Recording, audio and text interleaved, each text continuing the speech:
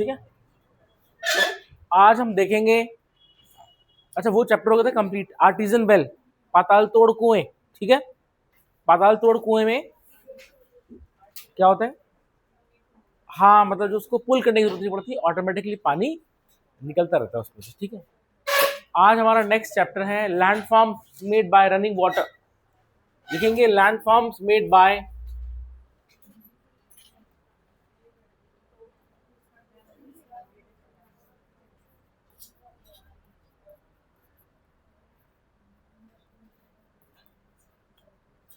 Landforms made by running water, बहते पानी द्वारा बनाई गई भू आकृतियां। ठीक है, तो कल हमने देखा था जब नदी मतलब रन ऑफ देखा था, run of, what is run of, बहता पानी, जब पानी बह रहा है। तो आज हम जो है उसी बहते पानी की बात करेंगे। समझ आ गया, तो ठीक है। तो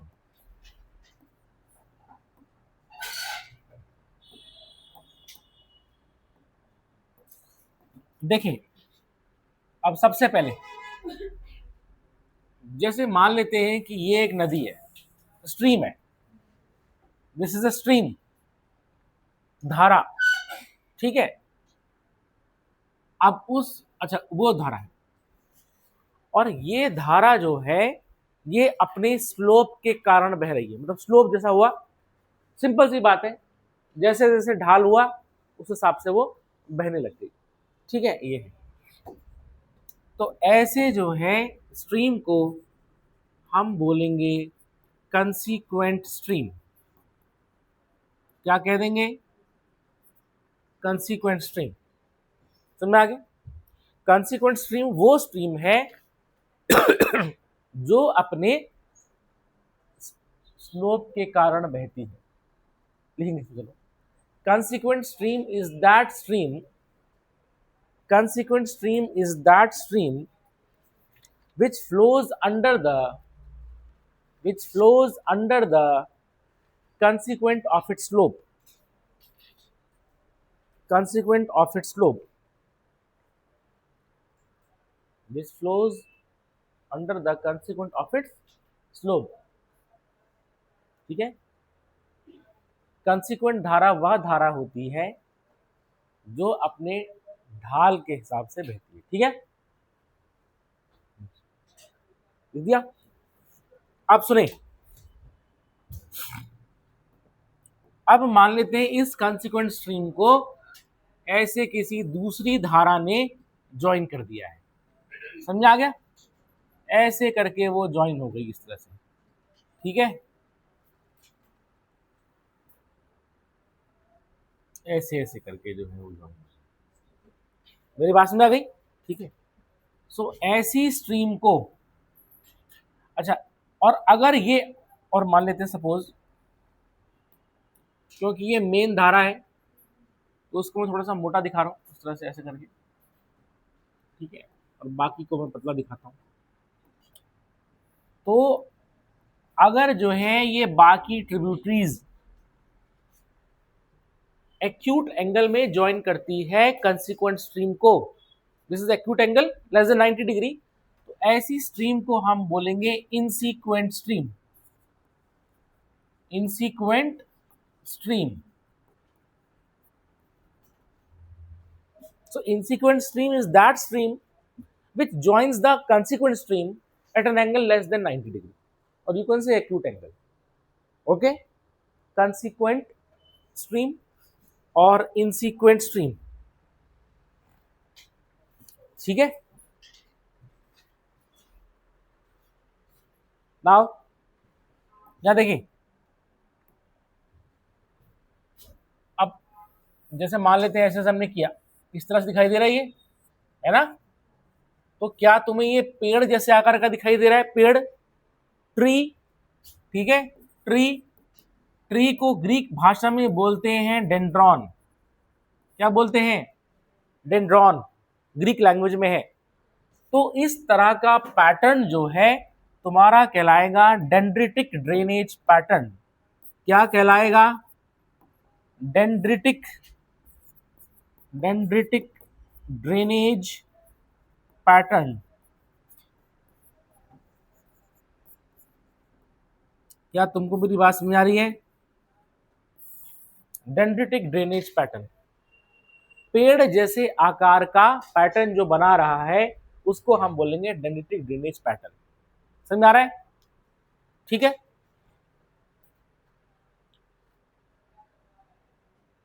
अच्छा, और ये मान लेते हैं सपोज यहां देखो, ये रिवर इतनी सारी जगह से जो है पानी को रिसीव कर रही है ना? रिसीव कर ही नहीं कर रही है, तो हम बोलेंगे ये पूरा रीजन जो है इसको हम बोलेंगे कैचमेंट एरिया। क्या बोल देंगे? कैचमेंट एरिया और रिवर बेसिन, और रिवर बेसिन, भेसन नहीं ठीक है, यानी कि river basin, river basin. Is it clear? अच्छा, कैचमेंट एरिया मतलब क्या हुआ बताओ? ऐसा एरिया, समझ आ गया, जिससे जो है वो कई सारी धाराओं को कैच कर रही है। तो ये पूरा जो रीजन हो गया, ठीक है ना, इसको हम बोलेंगे कैचमेंट एरिया और रिवर बेसिन। ठीक है, तो उसका मतलब अब जैसे जैसे सपोज करो कि मैं इसको मतलब ऐसे ऐसे करके ये दिखा रहा हूँ, है ना? ये पूरा जो रीजन दिख रहा है, ठीक है, जो इस कलर का हो रखा है, तो ये तुम्हारा पूरा कैचमेंट एरिया होगा। क्या तुमको मेरी बात समझ आ गई? तो तुम बोलोगे sir this is the catchment area. अबे ये क्या हो जाता है? लैंड फॉर्म हुआ मतलब? हाँ, अभी हम देखेंगे कि नदियों से क्या लैंडफॉर्म बनते हैं। अभी तो मैं तुम्हें पैटर्न बता रहा हूँ, ठीक है? तो ऐसा पैटर्न कहलाएगा डेंड्रिटिक ड्रेनेज पैटर्न। ठीक है, क्या तुमको कैचमेंट एरिया पता चल गया? कैचमेंट एरिया क्या होता है? इसको इंग्लिश में क्या बोलोगे, कैसे बोलोगे? How can you define it? ये तो मुझे भी पता है, दिखता है। हाँ, तुम ये कह सकते हो, ठीक है ना? तो you can say the area, ठीक है ना, the area in which the tributary streams, ठीक है, दे आर ड्रेनिंग। समझ आ गया? The draining area is termed as your catchment area और रिवर बेसिन। मेरे बात में आ गई? ठीक है, ये चीजें। अच्छा, ऐसा क्या कहलाया जाएगा पैटर्न? डेंड्रिटिक ड्रेनेज पैटर्न, पेड़ जैसे आकार का। और इसका एग्जाम्पल लिखेंगे हम इसका एग्जाम्पल तुम्हारा क्या है? गंगा और जितने भी ट्रिब्यूटरीज हैं लिखेंगे। एग्जाम्पल इसका क्या रहेगा? इसका एग्जाम्पल लिखेगा, भाई तुमने देखा होगा, जैसे तुम लोग उत्तराखंड के विद्वान हो, तो तुमको पता होगा कि मतलब जो है भागीरथी और अलकनंदा ऐसे मिल रहे हैं, मिल रहे नहीं मिल रहे हैं, ठीक है ना? तो सारे ऐसे मिल रही हैं, तो मतलब एक्यूट एंगल में मिल रही हैं, तो उसका मतलब क्या है? ये डेंड्रिटिक ड्रेनेज पैटर्न। समझ में आ गया? तो गंगा लिखेंगे, इसका एग्जाम्पल क्या होगा? ड्रेनेज पैटर्न का एग्जाम्पल लिखेंगे लिखेंगे the rivers flowing in the northern India, लिखेंगे example the rivers flowing in the northern India such as Indus, Ganga and Brahmaputra and Brahmaputra. समझ में आ गया?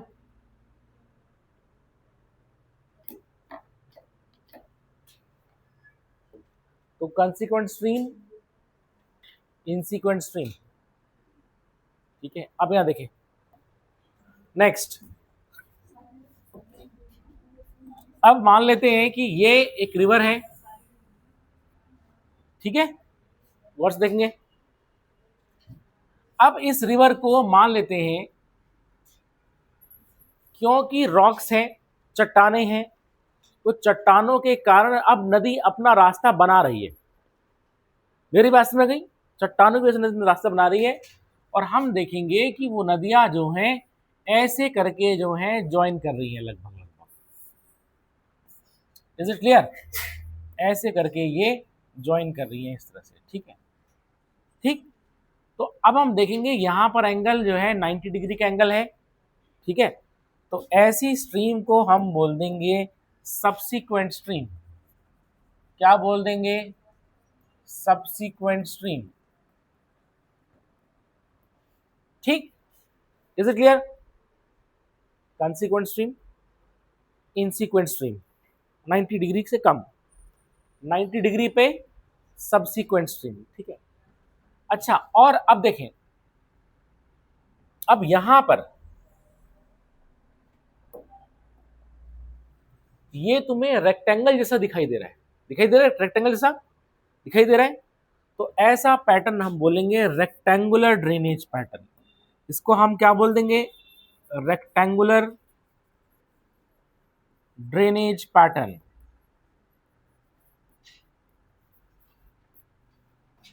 क्या तुम मेरी बात समझ आ गई? ठीक है, रेक्टेंगल जैसे आकार का। और अगर मान लेते हैं इसी रेक्टेंगुलर ड्रेनेज पैटर्न में, ठीक है, स्पेसिंग बिल्कुल कम रहती है इस तरह से। Is it clear? ऐसे करके रहती यूं करके, ये रहती यूं करके, ठीक है, ठीक। तो इसी चीज को हम बोल देते हैं ट्रेलाइज्ड ड्रेनेज पैटर्न। इसी को हम बोल देते हैं ट्रेलाइज्ड ड्रेनेज पैटर्न। नोट कर लो उसको। When the spacing is less, then it is known as trellised drainage pattern. Otherwise, rectangular drainage pattern. तो एग्जाम्पल लिखेंगे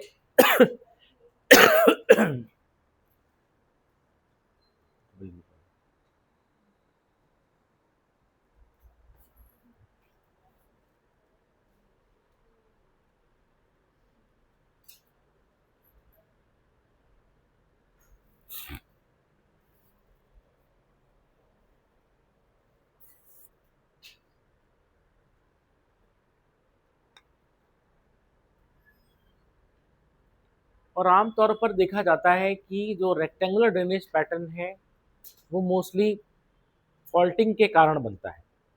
समझ में आगे? तो उसमें तुम लिख सकते हो rectangular drainage pattern is formed mostly by the faulting. समझ आ गया? भ्रंश पड़ने के कारण ऐसा नदी, क्या कहते हैं, प्रवाह तंत्र का निर्माण होता है, ठीक है। तो हम पढ़ रहे हैं प्रवाह तंत्र।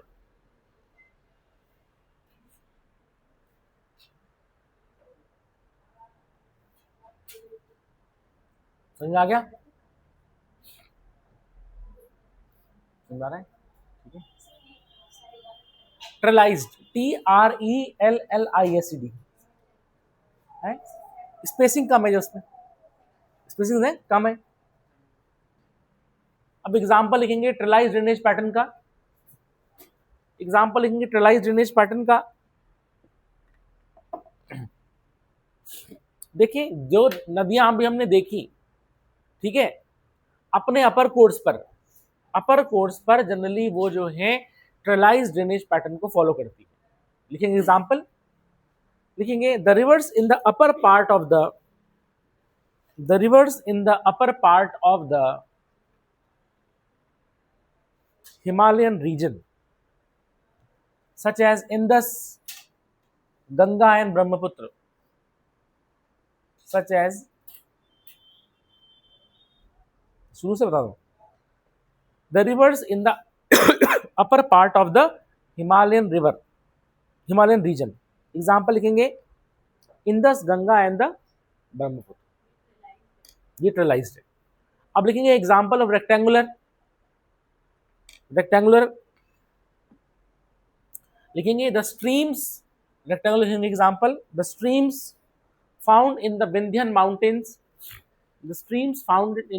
Mountains, example Chambal, Betwa and Ken, Chambal, Betwa और केन, रेक्टेंगुलर। हाँ, तो ट्रेलाइज, तो वही इंदस, गंगा और ब्रह्मपुत्र। हाँ,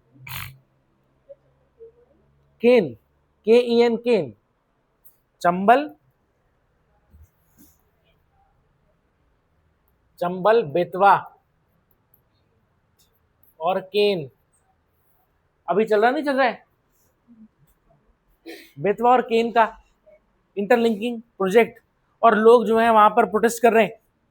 तुमने देखा होगा सिंबॉलिक चिताएं अपनी जला रहे हैं उस तरह से, तो वो उसी पे ही है वो, ठीक है। तो अच्छा ये दिख रहा है रेक्टेंगुलर, तो ये रेक्टेंगुलर ड्रेनेज पैटर्न है। अच्छा ट्रेलाइज्ड का मतलब पता है क्या होता है, व्हाट इज ट्रेलाइज्ड? ट्रेलाइज्ड बेसिकली गार्डन में लगता है, समझ में आ गया? मतलब ऐसे करके जैसे ये होगा, ठीक है, ऐसे करके बनाते हैं लोग, ठीक है, ऐसे करके बनाएंगे, ठीक, ऐसे बनता है गार्डन में, ऐसे लगता है दोनों तरफ, ठीक है ना। और यहाँ पर जो है क्या हो जाएगा, यहाँ पर जो है ऐसे ऐसे करके बेलें लगती हैं, बेल बेल बेल चली जाएगी इस तरह से, समझ में आ गया? ऐसे ऐसे करके बेल जाएंगी। और फिर लोगों ने ऐसे भी वो करा रहता है, जैसे मान लेते हैं इसमें गमले लगाने हो तो इसमें ऐसे करके गोल गोल गमले भी लगते हैं इस पे, है ना, ऐसे करके, तो ये इसको बोलते हैं हम ट्रेलाइज्ड। Is it clear? ठीक है ना, तो ये जो है ट्रेलाइज हो जाता है इसको सही ढंग से प्रॉपर। अब इंडिया में होगा तो लोग तो अपने पजामे का नाड़ा निकालेंगे, उसमें बेल लपेट देंगे इस तरह से जो है, समझ आए? चलो भाई जुगाड़ टेक्नोलॉजी चलती है यहाँ पर नाड़ा है, हाँ है, तो भगवान जरा नाड़ा निकालो और उसको यहाँ से लेके वहां तक जो है, और उसमें बेल लपेट रही, मतलब जो खुश हो रहे, समझ आ गया? है ना, ठीक है। अच्छा अंग्रेज लोग काम में बड़े ढंग से करेंगे वो काम, तो जो है बढ़िया जो है अपना ट्रेलाइज बना करके, है ना, ये बनता है, मतलब मिलता भी है, ईबे पे मिल सकता है, ठीक, मिलता है, तो इसको बोलते हैं ट्रेलाइज। Is it clear? ठीक है, तो ये चीज है, तो रेक्टेंगुलर और ट्रेलाइज ड्रेनेज पैटर्न, ठीक है। अच्छा देखो तुम भूल गए होंगे dendritic drainage pattern less than 90 degree, ठीक है। फिर हमने क्या देखा, रेक्टेंगुलर ड्रेनेज पैटर्न, ठीक है, जनरली ये इस पे, ये कहाँ बनेगा, जहां फॉल्टेड रीजन होगा, जहां पर फॉल्ट पड़ी होगी वहां ज्यादा देखा जाता है, ठीक है। इससे कम वाला जो है संकरा जो होगा वो क्या होगा, ट्रेलाइज ड्रेनेज पैटर्न होगा, ठीक है। नेक्स्ट नेक्स्ट ड्रेनेज पैटर्न लिखेंगे। अच्छा नेक्स्ट सुन लो, अब मान लेते हैं कि नदियां ऐसे जा रही हैं, ठीक है, ठीक, तो एक दूसरे के पैरेलल जा रही है, तो उसको हम बोलेंगे पैरेलल ड्रेनेज पैटर्न, तो लिखेंगे इस पे parallel drainage pattern, parallel drainage pattern. और हम देखते हैं कि नर्मदा और तापी क्या है एग्जाम्पल, हाँ, पैरेलल ड्रेनेज पैटर्न का example Narmada and Tapi.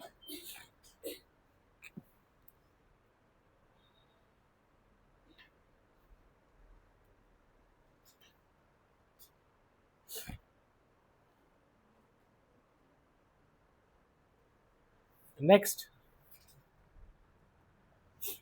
Next हम चलेंगे, सपोज नदियां ऐसे आ रही हैं, एक जगह से अलग अलग डायरेक्शन में रिवर्स निकल रही हैं, पक्का? या देखिए इसका मतलब ऐसा लग रहा है कि ये पहाड़ की चोटी होगी और पहाड़ की चोटी से ऐसे करके जो है नदियां निकल रही हैं, तो ये बाहर की ओर जा रही हैं, तो ऐसा पैटर्न हम बोलेंगे radial drainage pattern, radial drainage pattern, मतलब the rivers are moving radially outwards, ठीक है, तो लिखेंगे रेडियल ड्रेनेज पैटर्न। एग्जाम्पल क्या है, जैसे कि अमरकंटक प्लेट्यू से नर्मदा और सोन निकल रही है, ठीक है, तो एग्जाम्पल लिखेंगे the reverse originating from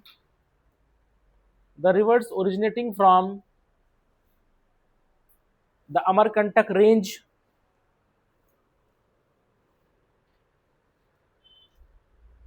such as Narmada and Son, radial drainage pattern,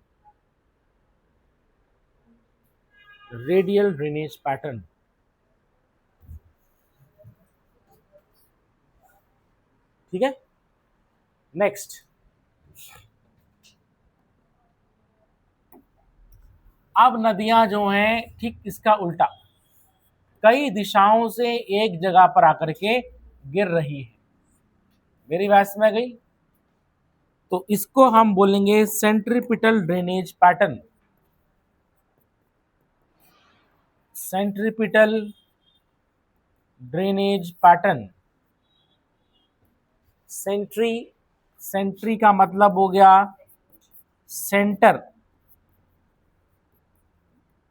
और पेटल सीकिंग, केंद्र की ओर देखती हुई, सेंटर सीकिंग। तो सेंट्रल सीकिंग मतलब सेंट्रिपिटल। ठीक है, अगर कई दिशाओं से जो है नदियां एक दिशा में जा रही हैं, इकट्ठा हो रही है एक जगह। ठीक है, नहीं नहीं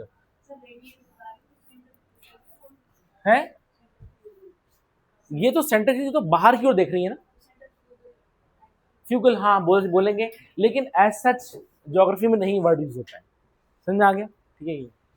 अच्छा, इसका एग्जाम्पल है तुम्हारा, क्या होगा? हाँ सुने, लोकटक लेक में, मणिपुर में बहुत सारी स्ट्रीम्स जो हैं वो एक जगह पे आ रही हैं। तो लिखेंगे the streams in the northeastern range draining into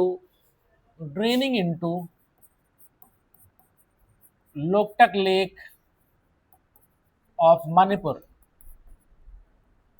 Loktak lake of Manipur, Manipur के लोकटक लेक में, और इंडिया का एकमात्र सेंट्रीपिटल ड्रेनेज पैटर्न का एग्जाम्पल है ये। It is the only example of centripetal drainage pattern in India. It is the only example of centripetal drainage pattern in India, और ये कहाँ पर है? मणिपुर में है।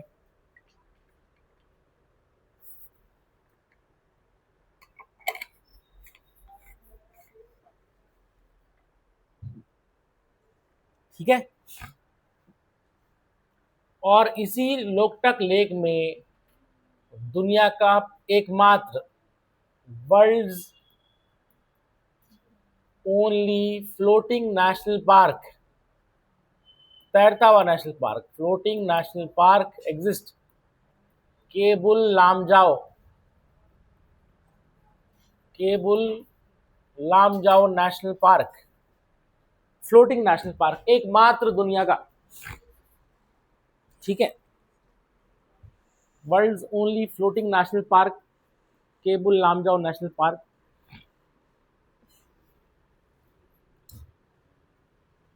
और यहाँ पर जो है कैरेक्टरिस्टिक वेजिटेशन देखी जाती है, फुमदीज, यहाँ की खास तरह की वेजिटेशन है फुमदीज। ठीक है, फुमदी वेजिटेशन। ठीक है, एग्जाम में आएगा यूपीएससी में, फुमदी वेजिटेशन कहाँ देखी जाती है? मणिपुर के केबुल लामजाओ नेशनल पार्क में देखी जाती है।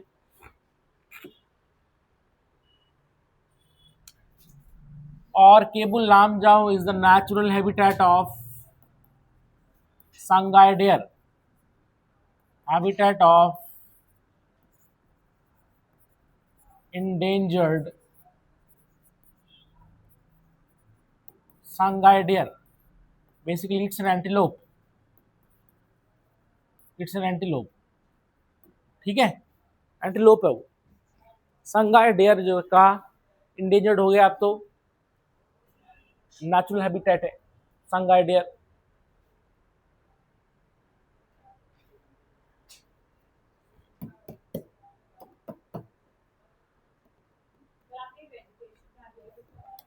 फुमदीज, PHUMDIS, उस वेजिटेशन का नाम है फुमदी वेजिटेशन। ठीक है, phumdis, I show you phumdi vegetation.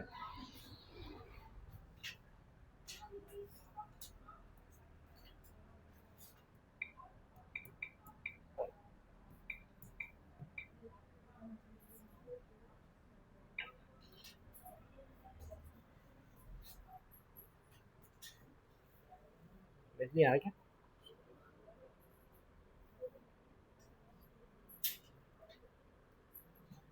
नहीं आ रहा होगा फिर रहने तो, छोड़ो, ठीक है। तो सुने, इज इट क्लियर? तो हमने जो है 50, ठीक है, सुने, हमने जो है क्या देखा, ड्रेनेज पैटर्न देख लिया, ठीक। तो पहला ड्रेनेज पैटर्न क्या पढ़ा था हमने, डेंड्रिटिक ड्रेनेज पैटर्न, कैसा, पेड़ जैसे आकार का, ठीक है। और फिर हमने देखा रेक्टेंगुलर ड्रेनेज पैटर्न, फिर नोट्स तुम्हें मिल जाएंगे, ठीक है, लिखने की जरूरत नहीं है, ठीक है। रेक्टेंगुलर ड्रेनेज पैटर्न, फिर trellis drainage pattern, parallel drainage pattern. Parallel drainage pattern example दो, नर्मदा एंड तापी, ठीक है। और we have seen then radial drainage pattern, ठीक है। सुनो, पहाड़ों की चोटी से इस तरह से, समझ में आ गई। फिर हमने देखा सेंट्रीपिटल ड्रेनेज पैटर्न, हाँ ये है, ये खुल नहीं रहा यार, ये तो पता नहीं क्या है, यहाँ पर नेट नहीं चल रहा, शायद नहीं चल रहा नेट, ठीक है। सुन ले, इज इट क्लियर? ठीक है, ये चीज है, एग्जाम में अगर मेंस में आएगा, ठीक, right the drainage pattern system, ठीक है, तो तुमने मेंशन करना है, एक एक दो दो लाइन में, बस कहानी नहीं लिखनी है, मैं बता रहा हूं नंबर कट जाते हैं फिर, मेरी बात समझ गई, ठीक है। एक लाइन में या दो लाइन में मैक्सिमम एक उसके बारे में, ठीक, ठीक है। और नीचे एग्जाम्पल जरूर लिख देना, मान लो तुमने एग्जाम्पल नहीं लिखे तो कुछ नंबर आने की उम्मीद ना रखना, तू एग्जाम्पल देने हैं, समझ आ गया। चाहे एक आता हो उस समय, जब दो तीन आते तो अच्छी बात है, लेकिन समझ आ गया, एक आता हो तो वही लिख दो, इज इट क्लियर? ठीक है, ये चीज है, बिना एग्जाम्पल के नहीं चलता है काम, ठीक है। तो अब हमने ये देख लिया, अब हम उसके आगे बढ़ेंगे, देखेंगे अब क्या होता है। ध्यान देना, जब नदी चलती है, नदी चलेगी तो नदी जो है क्या करेगी, इरोजन करेगी, और क्या करेगी, ट्रांसपोर्टेशन करेगी, है ना, मतलब वो काटेगी उसको, इरोड करेगी। तो वेदरिंग तो हो रखी है, वेदरिंग तो हो रखी है ना पत्थर की, उसको अपनी जगह से डिस्लोकेट करना है तो क्या हो जाएगा, वेदरिंग हो जाएगी, ओ सॉरी इरोजन हो जाएगा। और उसके बाद जो नदी उस चीज को, मलबे को, डेबरी को बहा के ले जाएगी। तो लिखेंगे इसमें, हमारा टॉपिक इसी में ही रहेगा, river erosion and transportation, river erosion and transportation, ठीक है। अब देखें, सपोज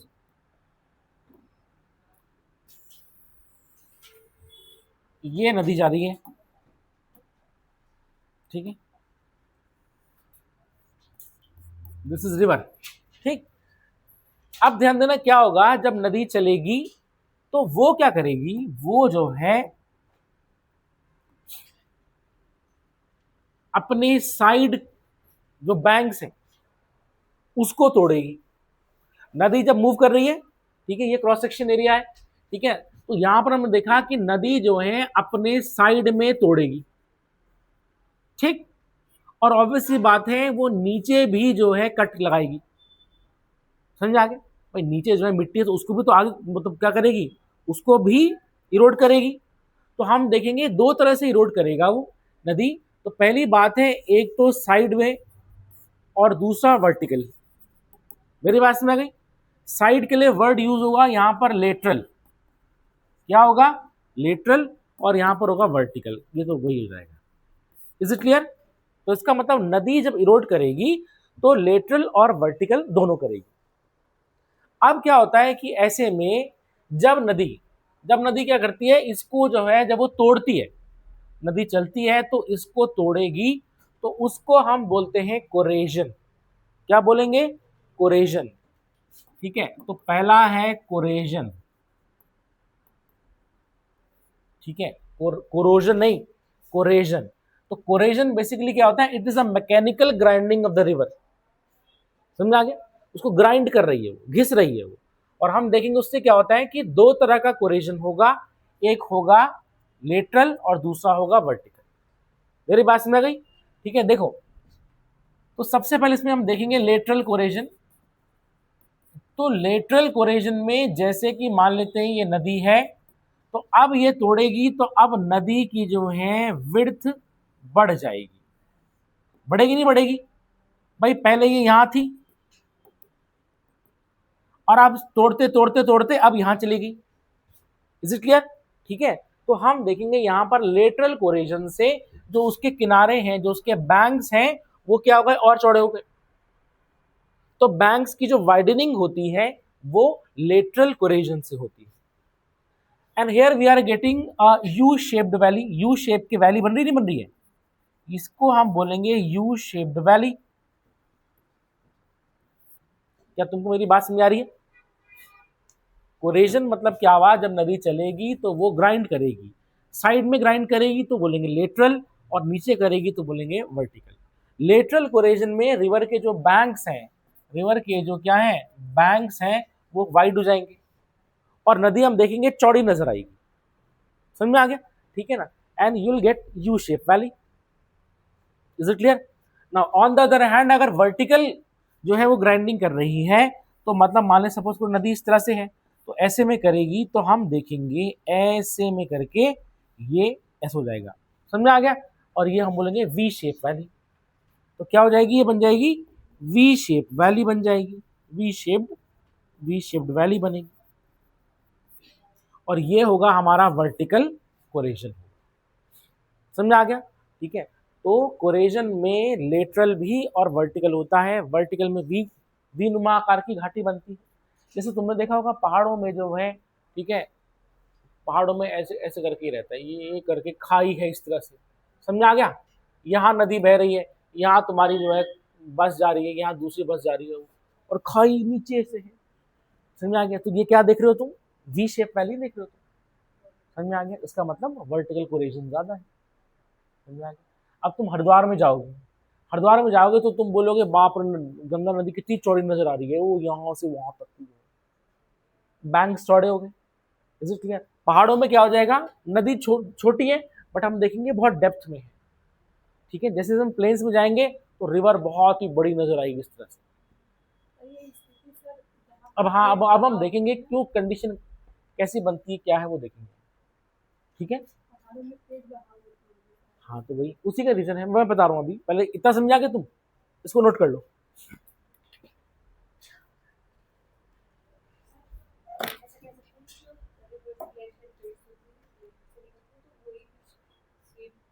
नहीं, ऐसा नहीं है। हम देखते हैं कि वी शेप वैली तुम्हारी वहां भी बन सकती है जहां पर पहाड़ों से निकल रही है, जैसे कि नर्मदा, ठीक है, तापी, वो भी एक्चुअली वहां पर वो रिफ्ट वैली है, बट वो भी फिर वी शेप हो जाती है।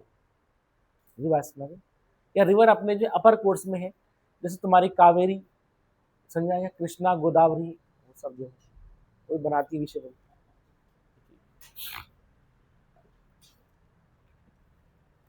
तो सुनो, तुम लोगों ने ये वर्ड याद करना है, ठीक है? कोरेजन दो तरह का है, लेटरल और वर्टिकल। ठीक है,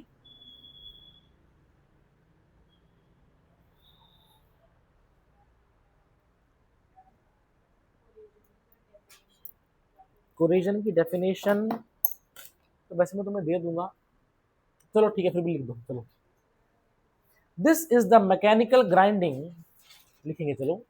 this is the mechanical grinding of the river's traction load. This is the mechanical grinding of the river's apostrophe s river's traction load, TRACTION। Traction मतलब होता है to pull something, okay? Traction मतलब खींचेगा। Traction load against the banks and bed of the river, against the banks and bed of the river, against the banks and beds of the river। देखेंगे it takes place in two ways, it takes place in two ways। पहला है lateral corrosion, lateral corrosion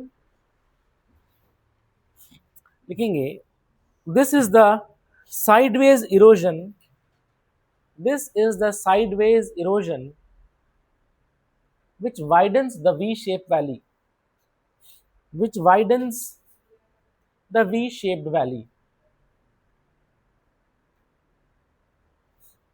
और दूसरा लिखेंगे vertical corrasion, this is the downward cutting, vertical में लिखेंगे this is the downward cutting action which deepens the river channel, which deepens the river channel। और उसको हिंदी में क्या बोलेंगे हम, कैसे बोलेंगे? This is the mechanical grinding है।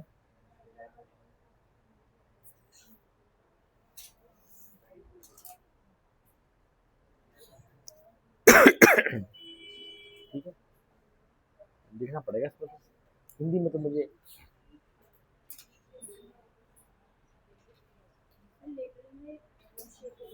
लेटरल में यू शेप होगी, विच वाइडन्स द, बोला मैंने वी शेप वैली, जो वी शेप वैली को वाइड कर देगी, समझ आ गया? तो वो यू शेप बन जाएगी ना, ठीक है। लिखेंगे इसमें, इस प्रक्रिया में बात है नहीं, इस प्रक्रिया में नदी अपने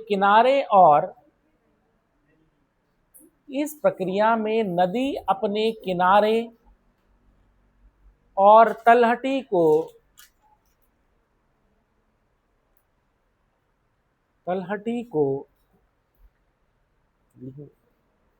अपर्दित करती है,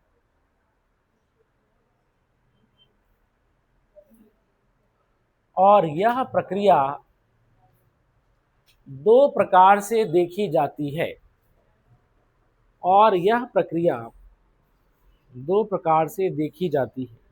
पहला लेटरल कोरेजन,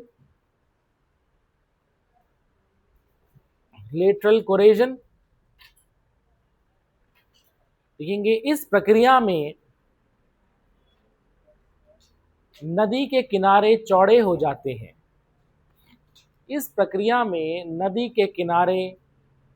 हो जाते हैं, और दूसरे में लिखेंगे वर्टिकल, इस प्रक्रिया में नदी संकरी घाटी का निर्माण करती है,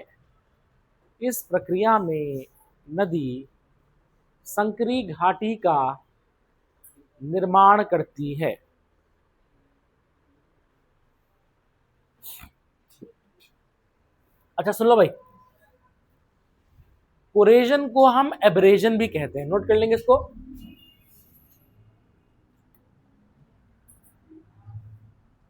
ऑल्सो नोन एज एब्रेजन, इसको हम एब्रेजन भी कहते हैं, ठीक है। तो कोरेजन कहें या एब्रेजन कहें, तो सबसे पहले हमने देखा कोरेजन, ठीक है, समझ आ रहा है? पॉइंट नंबर टू, दूसरा है कोरोजन और सॉल्यूशन। लिखो, वो पहला था कोरेजन ए, और अब क्या है कोरोजन ओ, ठीक है, कोरोजन या सॉल्यूशन, ठीक है। कोरोजन या सॉल्यूशन में क्या होगा कि नदी जो है पत्थर को घोलेगी, बताया था ना, सॉल्यूशन घोलती चलेगी, is it clear?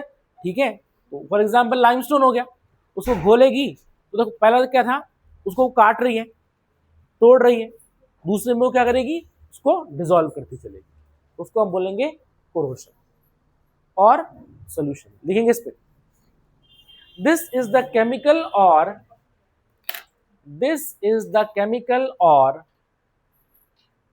solvent action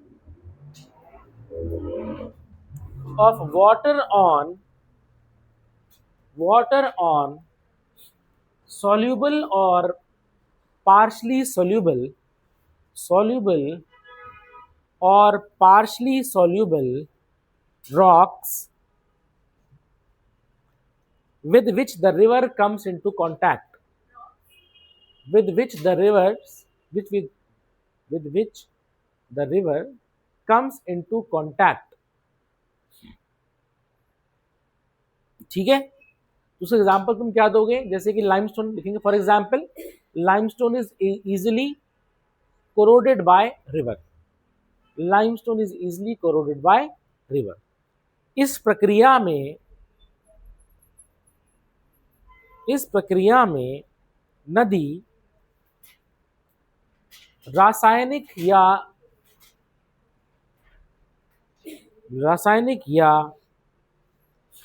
लिखेंगे सॉल्वेंट को क्या बोलते हैं, Vellayan,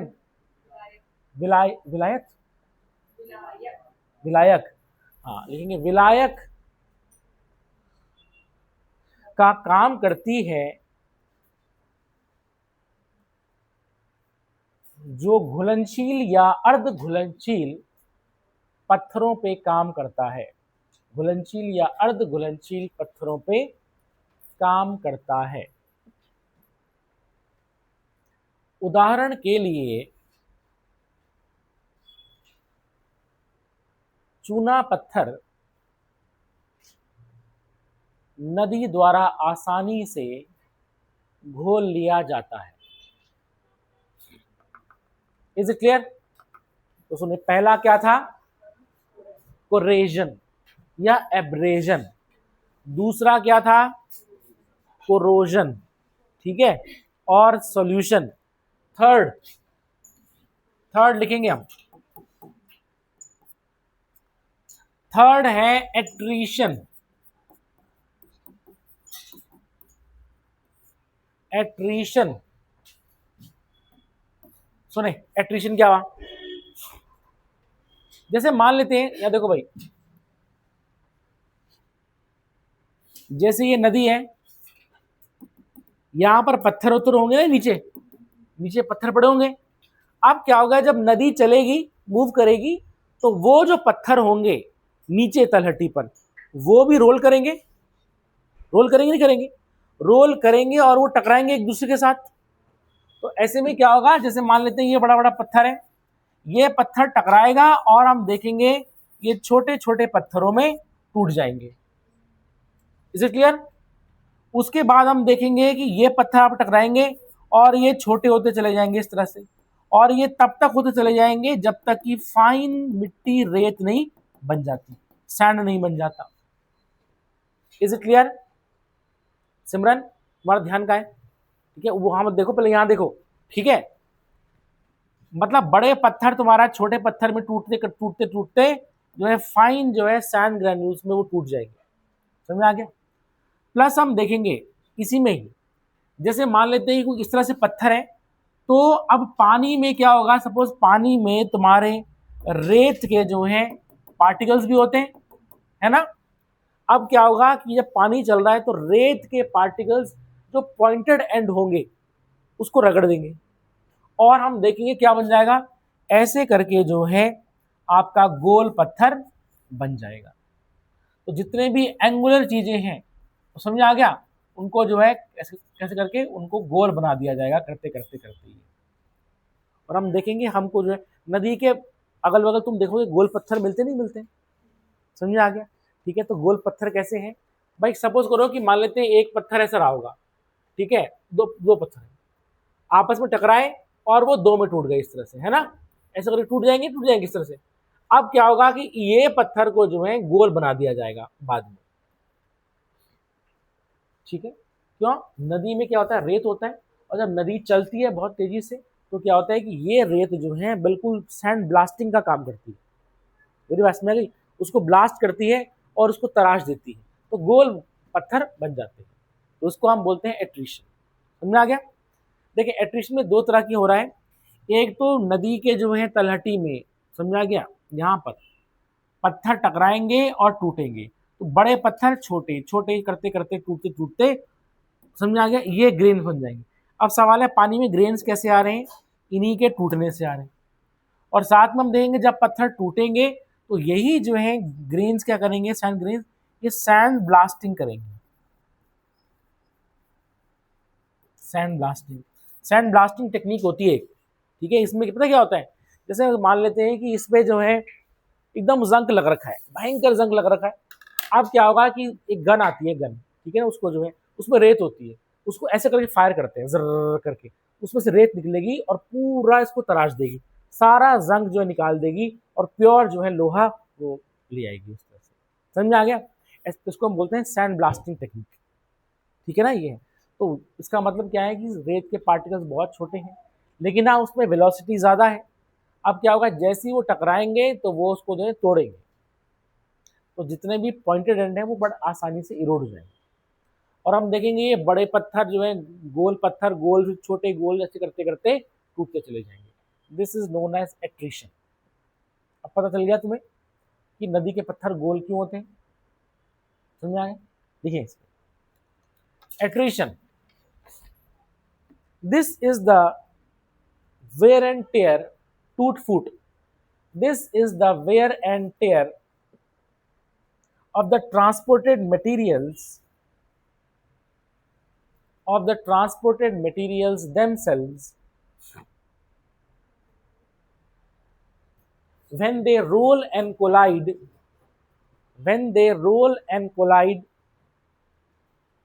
with one another, when they roll and collide with one another। देखिए the coarser boulders are broken into smaller ones। the coarser boulders are, बड़े बड़े पत्थर, are broken into smaller ones। देख दिया, कॉमा करके लिखेंगे their angular edges are smoothed, their angular edges are smoothed and rounded to form pebbles, कंकड़, छोटे छोटे कंकड़ होते हैं। समझ आ गया। हिंदी में लिखेंगे, इस प्रक्रिया में नदी द्वारा बहाए गए पत्थर, इस प्रक्रिया में नदी द्वारा बहाए गए पत्थर आपस में टकराते हैं और टूटते हैं।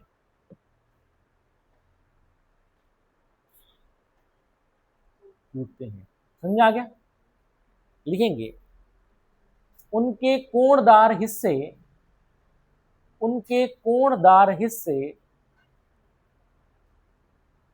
लिखेंगे घिसकर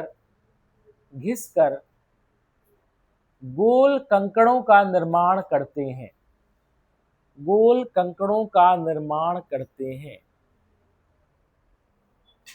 इस प्रक्रिया को एट्रीशन कहा जाता है। ठीक। Point number 4, hydraulic action.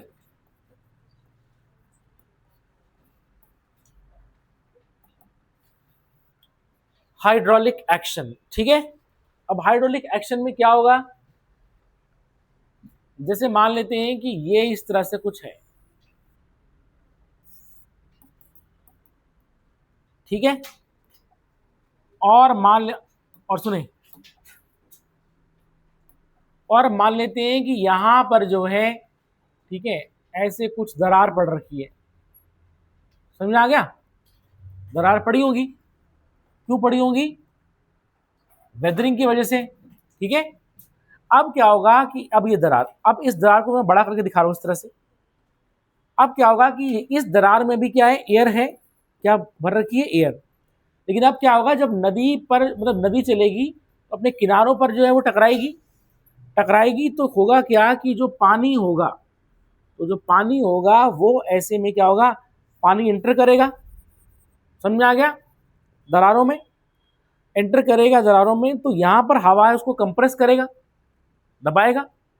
Compression की वजह से जो है एयर प्रेशर क्या करेगा, इसके जॉइंट्स को खोलने की कोशिश करेगा। मेरी बात में कंप्रेस कर रहे हैं। अब क्या हुआ, पानी फिर बाहर गया, पानी फिर आया, फिर एयर कंप्रेस हुई, तो हम देखेंगे फिर प्रेशर एक्सर्ट हुआ, और हम देखेंगे धीरे धीरे करके ये दरार बढ़ती चली जाएगी। और ऐसे करते करते हम देखेंगे जब दरार बढ़ती चली जाएगी तो क्या होगा कि धीरे धीरे करते करते ये पूरा स्ट्रक्चर टूट के नीचे गिर जाएगा। समझ में आ गया? ठीक है, ये चीज है। तभी तो क्या बन रहा है, यू शेप वैली बन रही है। यदि बात में आ गई, ठीक है ना, ये चीज। और ये टूट करके फिर ये कहाँ बहा ले जाएंगे, नदी इनको बहा ले जाएगी। अब नदी जब बहा ले जाएगी तो उसमें कंकड़ होंगे, मतलब ऐसे पत्थर होंगे, पत्थर का फिर एट्रिशन हो जाएगा, गोल टूट हो जाएंगे उस तरह से, बड़े पत्थर छोटे पत्थर में टूट जाएंगे। पक्का समझ में आ गया? लिखेंगे इसमें,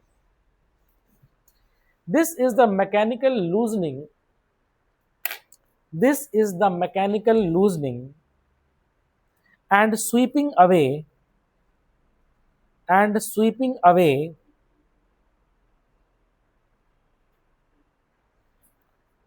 of materials by river water itself,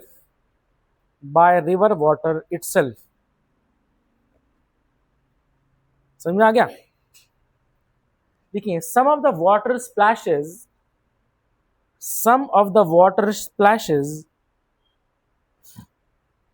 against the river banks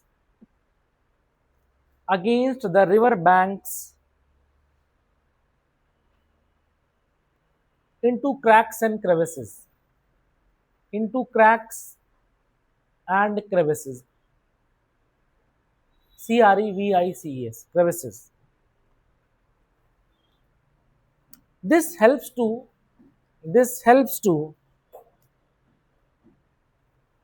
disintegrate the rocks.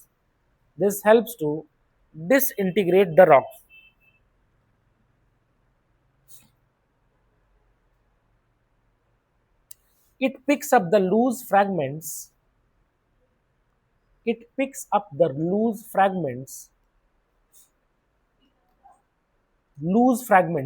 मतलब जो तोड़ दिए गए हैं, loose fragments from its banks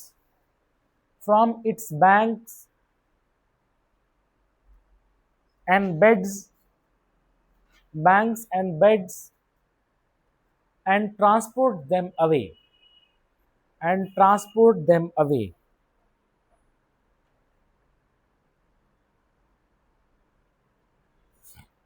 देखेंगे इस प्रक्रिया में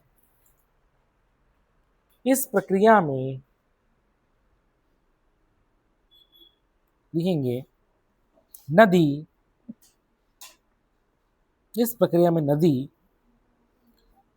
का पानी जब किनारों से टकराता है और दरारों और छिद्रों में चला जाता है,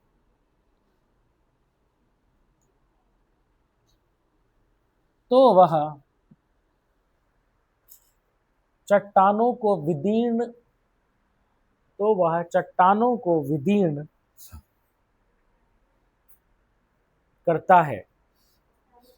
विदीर्ण करता है, ठीक? समझ आ गया? यह किनारों और तलों से विदीर्ण कणों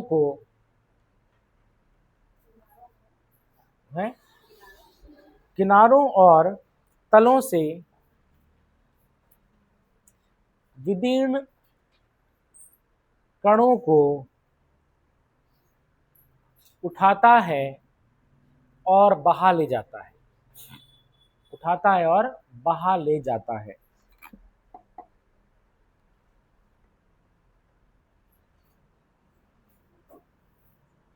तो समझ आ गया? Is it clear? तो सुने भाई, तो हमने रिवर इरोजन एंड ट्रांसपोर्टेशन में 4 प्रोसेस देखी। पहली थी कोरेजन, जिसको हमने एब्रेजन कहा, तुमने ये वर्ड याद रखनी है। दूसरा हमने देखा कोरोजन, जिसको हमने सॉल्यूशन भी कहा। तीसरा हमने देखा एट्रीशन, और चौथा हमने कहा हाइड्रोलिक एक्शन। मेरी बात तुमको समझ आ गई है? ठीक है, अब हम चलेंगे नेक्स्ट टॉपिक पे इसके। ठीक है, next topic, course of a river. Course of a river, नदी मार्ग। Course of a river. अब यहां देखें, अब नदी जो है निकली पहाड़ों से, फॉर एग्जाम्पल, ठीक है। अब ध्यान देना, यहां पर जो है मैं ये बना रहा हूं, ऐसे करके पहाड़ बना रहा हूं, ठीक है, ये पहाड़ बना रहा हूं, ठीक।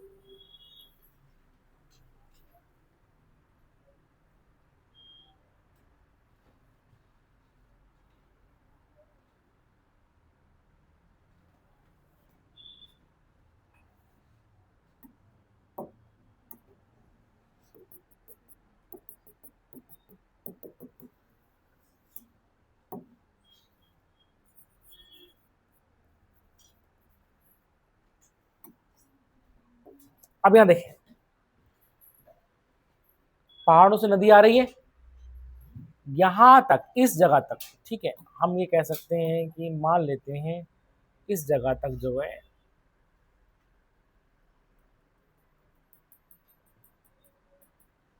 इस जगह तक ढलान ज्यादा है, इस जगह तक धीरे धीरे ढलान थोड़ा कम है,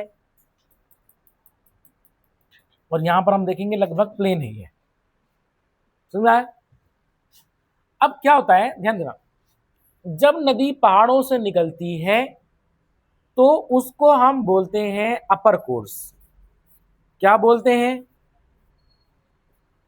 अपर कोर्स, ऊपरी मार्ग, ठीक है।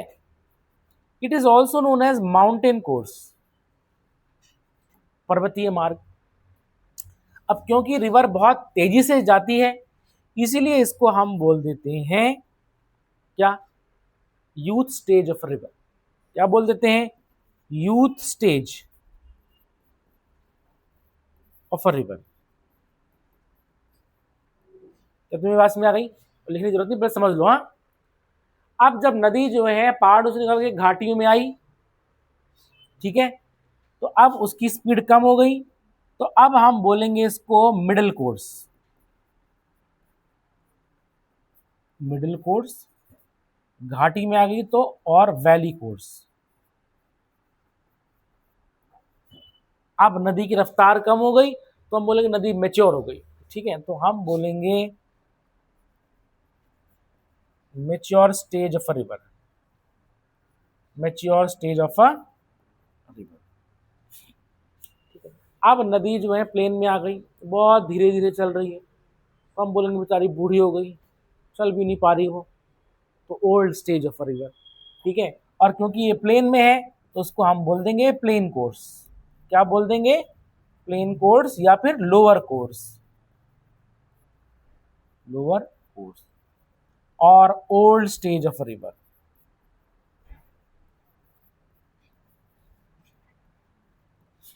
क्या तुम मेरी बात समझ आ रही है?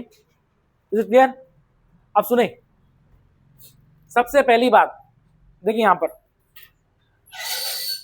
अपर कोर्स या माउंटेन कोर्स में स्लोप जो है, स्लोप बहुत ज्यादा है, स्टीप स्लोप है। समझ में आ गया? तो अब जो है तुम मुझे बताओ, इरोजन और डिपोजिशन में ज्यादा क्या होगा?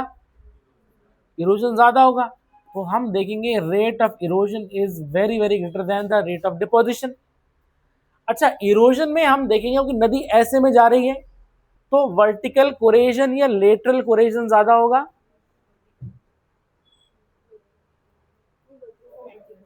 है, नदी ऐसे जा रही है ना, ऐसे जा रही है, तो नदी कैसे काटेगी? साइड में काटेगी कि नीचे काटेगी? नीचे काटे, नीचे काटने को क्या बोलते हैं? Vertical corrasion. बिल्कुल सही। तो इसका मतलब हम देखेंगे vertical corrasion is greater than lateral corrasion. ऐसा नहीं है लेटरल कोरेजन भी हो रहा होगा, समझ आ गया? अच्छा, ऐसा नहीं है डिपोजिशन भी हो रहा होगा, लेकिन रेट कम होता है उसका। इतना समझ आ गया?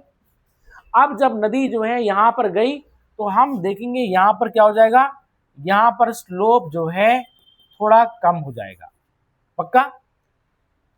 अच्छा, इसमें हम ये भी लिख सकते हैं कि नदी की जो वेलोसिटी है, जो स्पीड है, वो नदी की स्पीड क्या रहती है?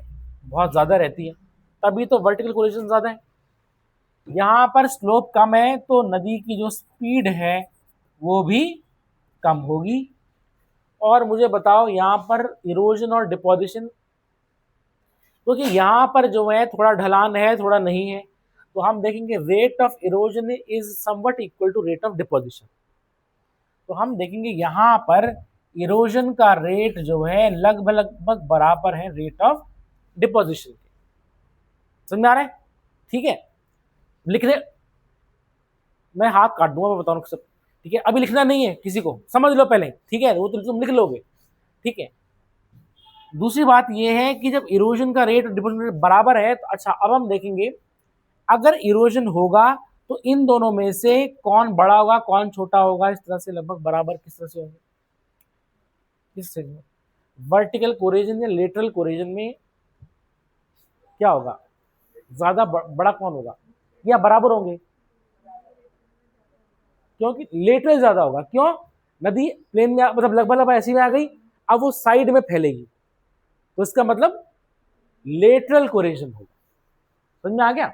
सुने, वैसे तो इरोजन डिपोजिशन बराबर होगा, लेकिन इरोजन में हम देखेंगे क्या ज्यादा होगा, तो तुम देखोगे लेटरल कोरेजन जो है ज्यादा होगा वर्टिकल कोरेजन से। पक्का? ठीक है, अब हम यहां पर आ गए प्लेन में। प्लेन में आके जो है नदी की जो रफ्तार थी, मतलब स्लोप थी, वो बहुत ही कम हो गई बेचारी की, और अब जो है स्पीड क्या हो गई, बहुत ही कम हो गई। सुनो, पानी नियरली स्टैग्नेंट है, तो थोड़ा सा जा रहा है। अब क्या होगा जब पानी की रफ्तार कम होगी तो अब सेडिमेंट बैठेगा। समझ में आ गया? ठीक है, तो हम देखेंगे यहां पर इरोजन जो है बहुत कम हो जाएगा रेट ऑफ डिपोजिशन से। Is it clear? ठीक है, ये चीज is it clear? Upper course, middle course और लोअर कोर्स समझ आ गया? अब इसको नोट कर लो, और एग्जाम में यही बना के आना तुम्हें। ठीक है मानसी, समझ आ रहा है?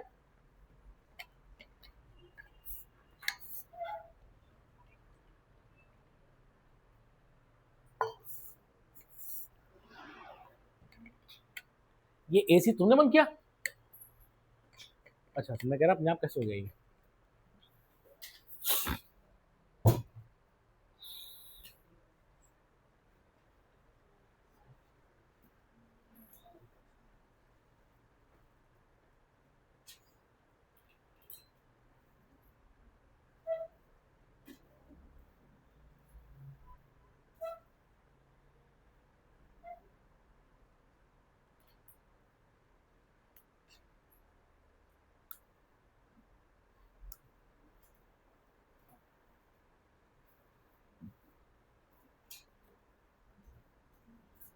नदी मार्ग,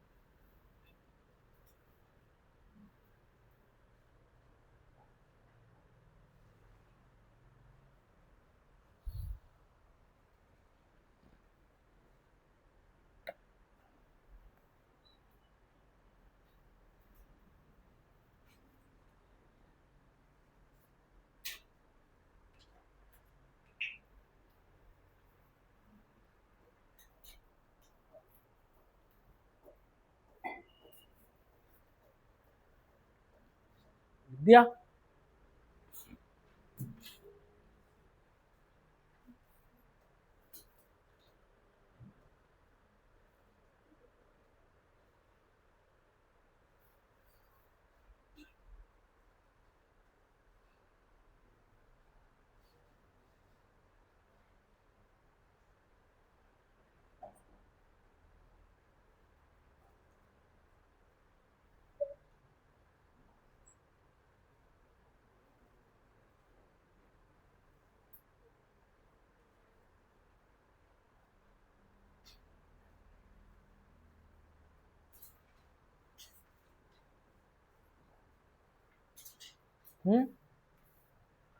सुने, अब हमने देखा कोर्स ऑफ अ रिवर, तो सबसे पहले हम देखेंगे अपर कोर्स, और अपर कोर्स में क्या क्या लैंडफॉर्म्स बनाए जाते हैं। ठीक है, तो लिखेंगे the landforms in the upper course.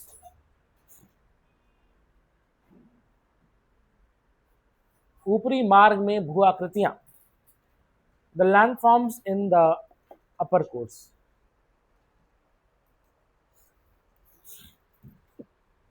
सबसे पहले रिवर कैप्चर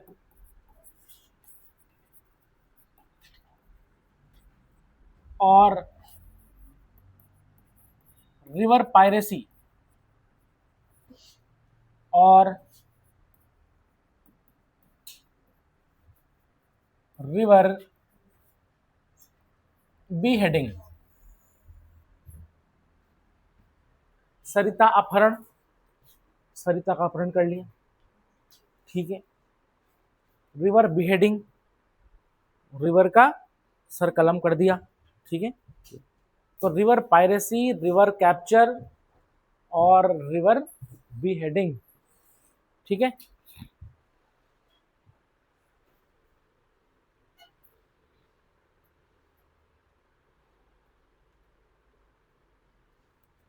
यहां देखिए अब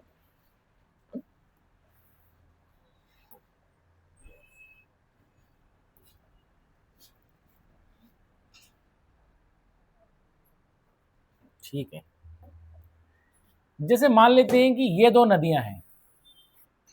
ठीक, दो नदियां हैं। ठीक है, बनाना किसी ने नहीं अभी, सुन लेना बस।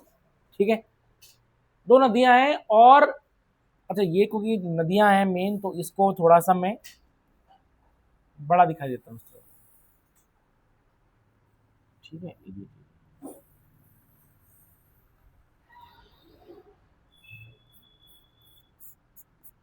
ठीक है, और ये है इनकी ट्रिब्यूटरीज। मेरी बात तुमको समझ आ गई? तो मान लेते हैं कि ये रिवर है ए, ये रिवर है बी। क्लियर? गौर से देखना यहां पर। अब फॉर एग्जाम्पल जहां पर नदी ए है वहां पर या तो ज्यादा बारिश होती है या फिर इसकी स्लोप ज्यादा है। समझ आ गया? मतलब ए में ऐसा सोचता है कि ऐसी जगह रीजन है ए में ज्यादा बारिश हो रही है, स्लोप ज्यादा है, तो हम देखेंगे कि ए की जो ट्रिब्यूटरी है, ठीक है, ये क्या करेंगी कि अब जो है क्योंकि पानी ज्यादा है तो ये अपने किनारों को नीचे भी काटेगी। काटेगी नहीं काटेगी? तो धीरे धीरे करते करते वो क्या होगा कि वो जो नदी है वो अपने किनारों को काटेगी, और वो ऐसे करते करते करते अब वो कहां चलेगी? अब वो यहां चलेगी। कई सालों में करते करते करते ऐसे चलेगी, ये चलेगी। समझ आ गया? और क्या हुआ कि यहां पर से जो है वो ऐसे हुई और वो ऐसे में आ गई। मतलब इस रिवर की ए की ट्रिब्यूटरी ने जो नदी बी आ रही थी मेन स्ट्रीम, उसको जो है इसने क्या कर लिया? पकड़ लिया, और हम देखेंगे यहां पर इसको यहां पर फ्लो करवा दिया। मेरी बात तुमको समझ आ गई? कहां फ्लो करवा दिया? ऐसे में फ्लो करवा दिया। करा दिया, ठीक है, कट गई, और यहां से उसने सारा पानी अपने फ्लो में, तो यहां पर जो है पायरेसी कर ली उसने, पायरेसी कर ली, ठीक है। अब क्या होगा कि यहां पर जो है जब उसने पायरेसी कर ली, तो अब तुम यहां पर देखना,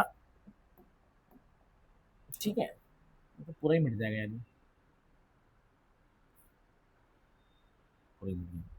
ठीक है। तो क्या होगा यहां पर नदी तुम्हारी अब कम जाएगी, मेरी बात में आ गई, यहां पर नदी क्या होगी, धीरे धीरे कम जाएगी, क्यों, क्योंकि मेन पानी तो यहां फ्लो कर गया, मेरी बात में आ गई, ठीक है ना। अब धीरे धीरे करके जो है क्या होगा, धीरे करते करते जब ये पूरी तरह से उसको जो है कैप्चर कर लेगा, तो हम देखेंगे यहां पर क्या हो जाएगा, यहां पर तुम्हारा जो है पानी बिल्कुल भी नहीं जाएगा। क्या तुमको मेरी बात समझ आ गई, पानी तो हट गया ना अब, क्यों, क्योंकि वो पूरी की पूरी रिवर उसने यहां ड्रेन करवा दी। अब इस नदी में पानी क्या हो जाएगा, ऑटोमेटिकली कम चला जाएगा, क्योंकि ये तो उसकी ट्रिब्यूटरी का है, तो अब नदी ये हो जाएगी।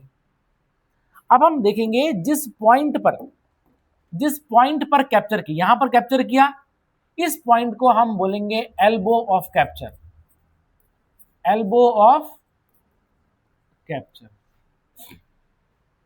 समझ आ गया, जिस पॉइंट पर, जिस मोड़ पर कैप्चर किया उसको बोलेंगे एल्बो ऑफ कैप्चर।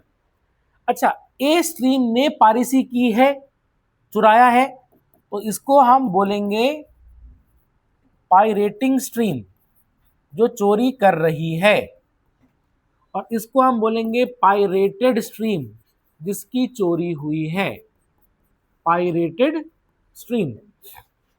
और ये वाला जो रीजन है, फॉर एग्जाम्पल ये वाला जो रीजन है, ठीक है ना, ये वाला रीजन है,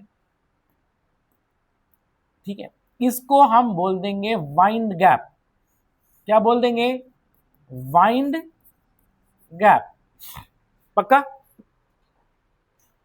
और समझा गया।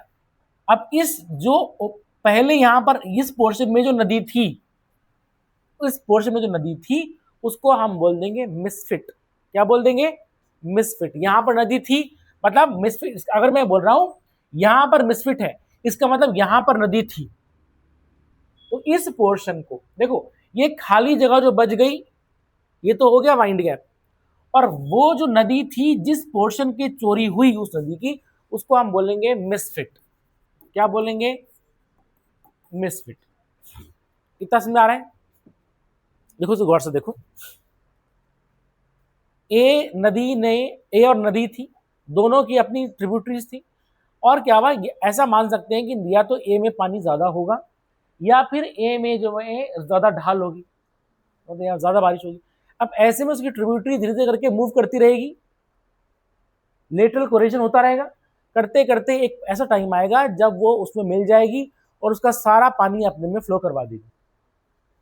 अब जिस नदी ने चोरी की है तो वो हो जाएगी पायरेटिंग स्ट्रीम, जिसकी चोरी हुई है, समझ आ गया, दिल चोरी साडा हो गया, इस तरह से, मतलब जो है इस तरह से एक चोरी हो गई जिसकी, ठीक है, किसकी चोरी हुई, ये कह रही दिल की चोरी, दिल की चोरी नहीं, तो हम बोलेंगे बी की चोरी हुई, तो वो क्या कहलाएगा, पायरेटेड स्ट्रीम।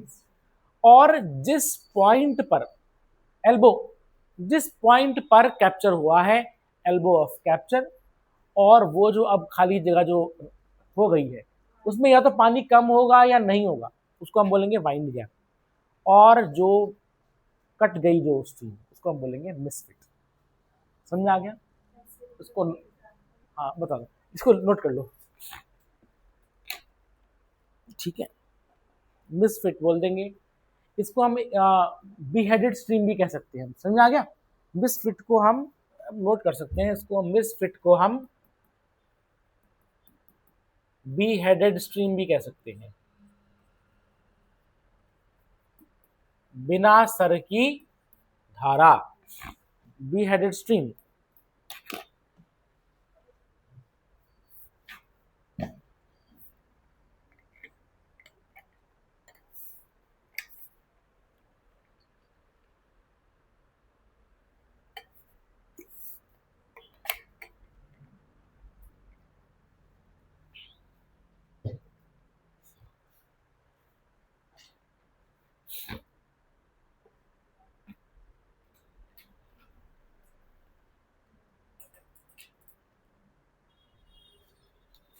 कुछ समझ आ रहा है?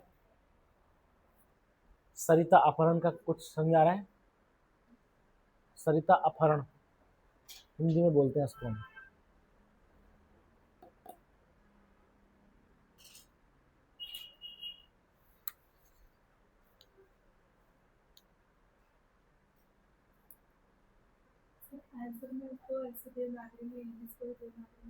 हाँ हाँ बिल्कुल बिल्कुल।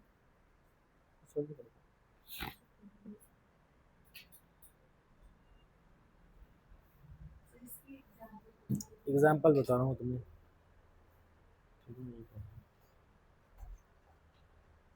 Example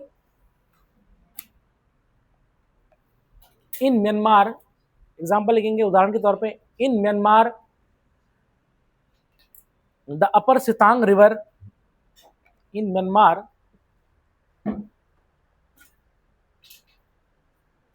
the upper Sitang river, upper Sitang river has been captured by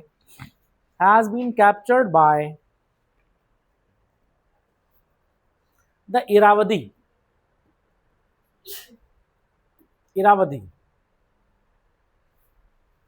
ठीक है। बर्मा में अपर सितांग नदी को कैप्चर किया गया है इरावदी द्वारा। तो इरावदी क्या हो गई? पायरेटिंग स्ट्रीम हो गई, ठीक है, और अपर सितांग पायरेटेड स्ट्रीम हो गई। इसका दूसरा एग्जाम्पल लिखेंगे,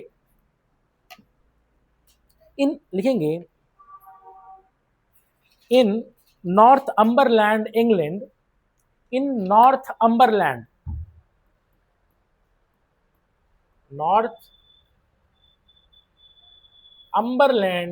इंग्लैंड लिखिए the Blyth and BLYTH the Blyth and Wansbeck WANS Wansback are beheaded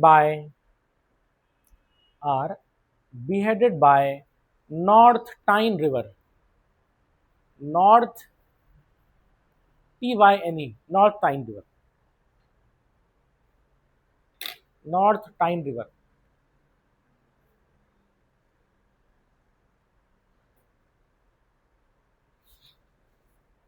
क्या तुमको मेरी बात समझ आई?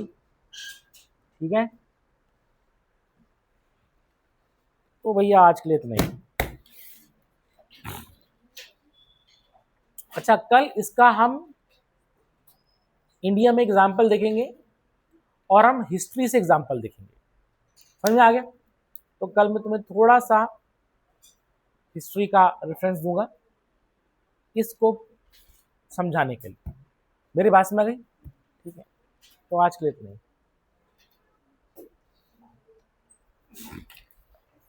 ठीक है, तुम लोग क्लास समझ आ रही है? अरे तुम लोग क्लास समझे?